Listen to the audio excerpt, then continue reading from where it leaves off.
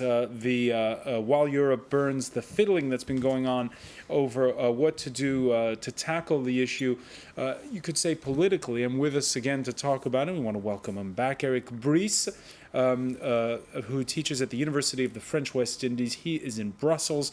Philippe Darvisonnet, who is the head of economic studies at BNP Paribas Bank, and Tariq Moakil, economist and author of Asset Markets, Portfolio Choice, and Macroeconomic Activity. Welcome back to all three of you. I just want to point out to you what our friend Paul Taylor of the Reuters news agency wrote in his Tuesday column for the International Herald Tribune. He said, to assuage domestic political interest groups, especially in Germany, Europe is fiddling while Athens burns. German, Dutch, Austrian, and Finnish lawmakers, furious at having to bail out peripheral Eurozone countries seen as having lived beyond their means, are demanding that banks and insurers share their burden of any further assistance to Greece. Is there the sense where you are, Eric Brice, that there's been too much talk publicly over what to do here, and that's contributing to the jitters we've seen on world markets over the situation in Europe, that basically the politicians have been a little bit too public in venting their differences? That's true that when you're dealing with the market, you have to be very cautious about every word you say, because we live in a society where basically the social computing has been granted to financial markets, which try to interpret exactly what you said and translate it into numbers. But at the same time, you can also use it and try to convey strong leadership messages, the fact that you won't mess around, that you're going to pull the trigger. What I see here is, in fact, things going back and forth. And it's not only a politician. Maybe a politician, express themselves a bit too much.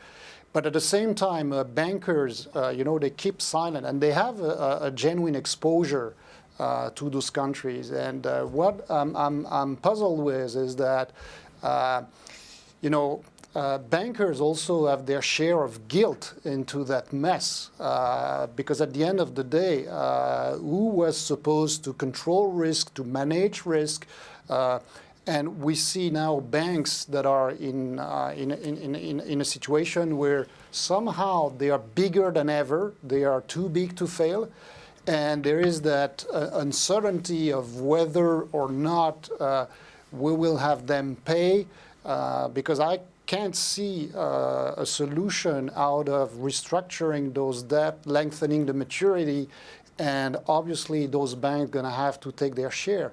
So that's this uncertainty bouncing back and forth between politicians and bankers, financial markets, they don't like it at all. Philippe Darvisonnet, your reaction to that? A few points. First of all, it was about the conflicting messages from politicians, etc. That's true on a European level, as it has been said. This is very, very bad for financial markets, because people interpret things, and an idea can transform in a decision, and a decision is a kind of self-fulfilling prophecy and goes to something very nasty. It's true also on the domestic side. When you listen in Germany, you have different messages. And the last point I wanted to mention regarding that issue has to do with Italy, because I explained Italy last week to investors in Hong Kong, I said, okay, they have a big debt. Yes, it's the same for the last 10 years. Nothing happened. They have a tiny deficit when compared to the others, because they didn't decide anything during the crisis, so they didn't support the economy. They don't have any bank or real estate kind of bubble. So the thing is quite okay, and they have taken very appropriate decision when reforming their pensions, valuing that it means the thing clean for years. So suddenly you have a conflict between, it seems, the Prime Minister and the Ministry of Finance. Path. Rates goes up tremendously. So it's a very good example about what not to do. The second aspect of thing when it comes to the involvement of private sector, as they say, one is to be two things. One is the public opinion. We talked about the Finns, etc. It's very difficult to have an opinion getting in favor of Europe when you spent 10 years bashing Brussels. Oh, this thing is wrong. Oh, that's because of Brussels. But So Eric Brice, Eric Brice making the point that we realized that in 2007 that the banks were 2008 the banks were too big to fail. There was a dip in profits, but if we look at the latest numbers for the profits of the banks, they're in the billions of euros. The banks are not are supposed not to finance the economy. Now we finance the economy, and they are still complaining. So what do they want at the end of the day? No, what I want to stress very rapidly is something else. When it comes to banks, you take the German banks, for example, they have a lot of debt of the periphery. So if they are impacted, especially the so-called public banks, that are not that private, they will need the help of the government. So it's more complicated than it seems. The French banks proposed a mechanism last week. It makes problem with rating agencies. All that has to be negotiated. There will be the summit next week. We will see. The only thing is, very often you find comparisons with Argentina. It's very different. In the past, you had loans from banks to a country. Okay, a few banks, you put them around the table and you open negotiation. Now, what do we have today? We have a market, bonds, insurance companies, pension funds, mutual funds, the guy who sells to you a SICAV denominated in bonds, etc., plus the banks. It's much, much more complicated it's not than just before. the banks.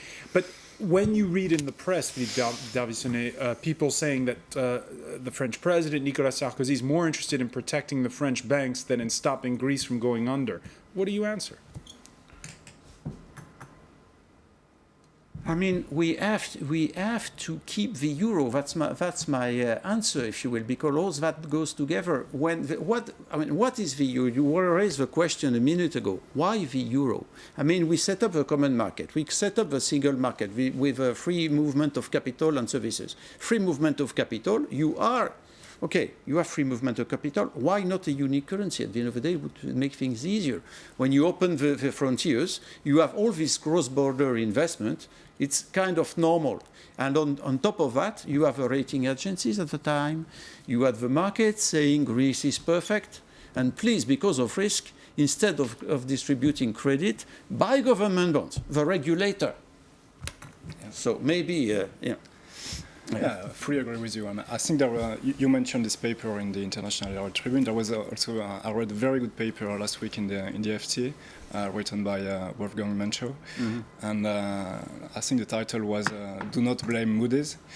And I think the paper was very good. Credit rating agency. Yeah, it's not the fault of Moody's, and I agree with my colleague. It's not the fault of the private banking sector in this crisis. The thing is that, of course, you had this problem of communication. You have this problem of a European government disagreeing with each other, but there is nothing new. Once again, the real problem, as my colleague put it at the beginning, is that we do not have fiscal solidarity. And I would add that this crisis is not the fault of the economists as well, because for many years economists have warned that you cannot have a monetary union without fiscal solidarity. And the thing is that we knew that in the long run it cannot work without fiscal solidarity. And what we see is that now, even in the short run, it cannot work without fiscal solidarity, because the only way to bail out Greece that makes sense at the moment is to make a bond swap, and to swap Greek bonds with European bonds backed by the EFSF. So we need fiscal solidarity now, in the short run. Again, we're not speaking to economists, we're speaking to a wider public. We can give you an example of what Michael from Brampton, Ontario wrote on the France 24 Debate Facebook page. He says the way to solve Europe's problem right now is eliminate usury, kick out the foreign banks who caused the problem, never accept an IMF loan unless you want to privatize your whole country in some sick Friedmanite tragedy. Then an allusion to a free marketeer, Milton Friedman, and start proper job creation, investment, and public spending. A lot of people talk. What do you call a foreign bank? What is a foreign bank? It has been said we have a unique currency, which is the euro. It's our currency. What is a foreign bank? HSBC, maybe it's English. No, it has both purchased CCF. Now, So what does that mean? That's a foreign bank. I mean, you have one of the big catastrophes very close to us, which is in England, Northern Rock. It was a national bank in a country. It was not a foreign bank, so you see. But when you mention the IMF, it's quite because I'm very curious at the moment to see if this kind of structural adjustment program that were imposed, for instance, to emerging countries or to African countries in the 80s, can be imposed to a democracy like Greece. Will a democracy accept a structural adjustment program? Eric Greece, your thoughts on this? Right. Yeah. Mm-hmm. There's one thing that puzzles me that is not mentioned. You said President Sarkozy decided that we prefer Greece to go down rather than banks. No, I didn't say that. I said that some people. Just what I wanted to emphasize is the fact that there is this or this. Now, why would banks be affected if they were correctly capitalized?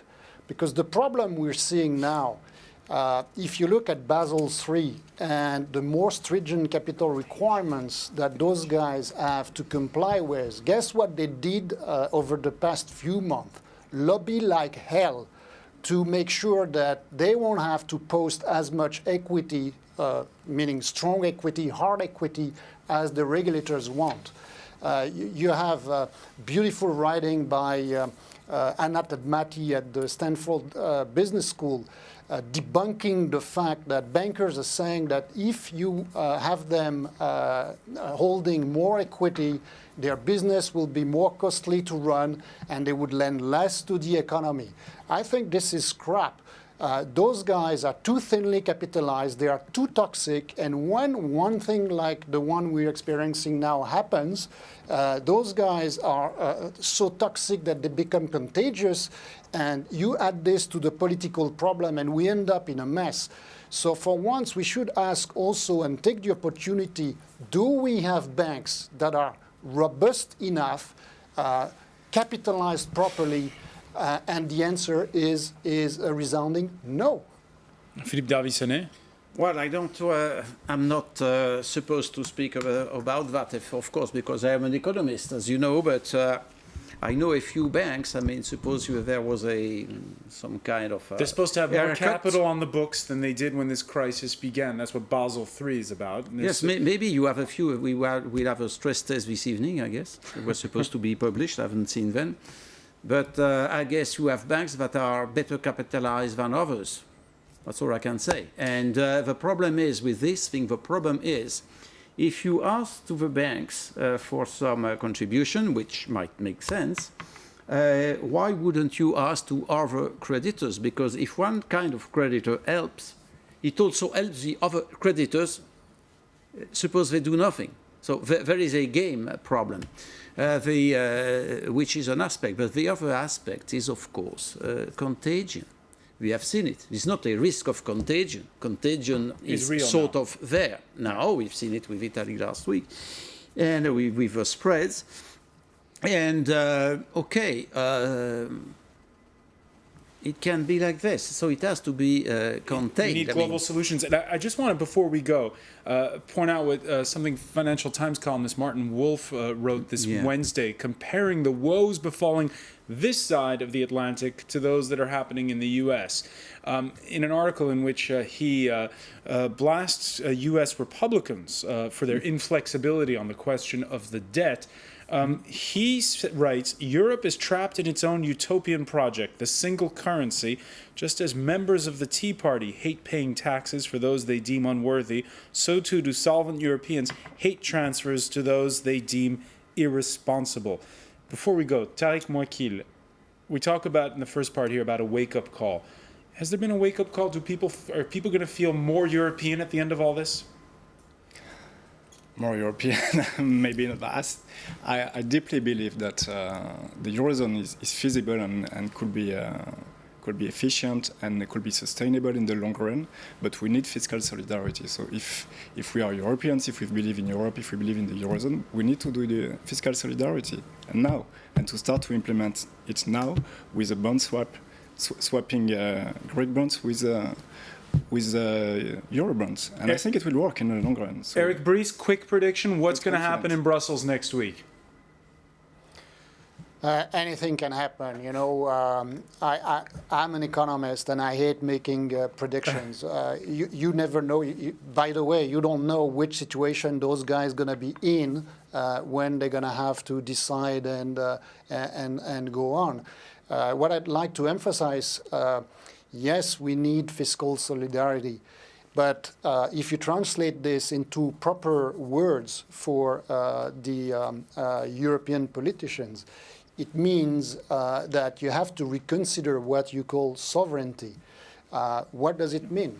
Okay, do you still want to exercise your power, your sovereignty, and at the same time have fiscal solidarity? No, it's an oxymoron.